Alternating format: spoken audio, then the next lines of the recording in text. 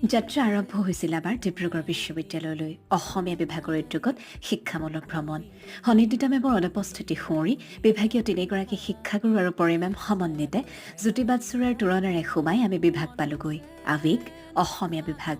নিৰাজনা বাইদেউ, সুবাসনা বাইদেউ, স্বাতী বাইদেউৰ সান্নিধ্য লভি বিভাগীয় পুথিভঁৰাল চালোঁ। নৃতত্ব বিভাগৰ সংগ্ৰহালয় চাই কেন্দ্ৰীয় পুথিভঁৰাল পালোগৈ। কেনে আকৰ্ষণীয় সঁচাকৈ।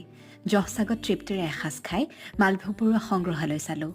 উভতনি বাটত জগন্নাথ মন্দিৰত সোমাই আমি আটাই বিশ্বাস থাপিলোঁ। বিভাগীয় প্ৰধান ছাৰৰ কাষতে বহি হিচাপ নিকাচ সামৰোতে ইতস্তত বোধ কৰাৰ বিপৰীতে গৰুৰ ছত্ৰছায়া আৰু দুবাহৰ পাছত হেৰুৱাবলগীয়া দুখটোৱে খুঁচিছিল। মূৰৰ ওপৰৰ চাৰিখন চালি পোনপটীয়াকৈ আমাৰ হৈ নাথাকিব বোলা শোকটোৱে বিন্ধিছিল। মোৰ ভাৱনাৰ টোকাবহীত আমাৰ ষান্মাসিকৰ ছোৱালী কেইজনী গল্প কবিতা হৈ ভাহিছিল। স্মৰণীয় অভিজ্ঞতা সামৰি আমাৰ যাত্ৰা সফল হৈছিল এনেকৈ।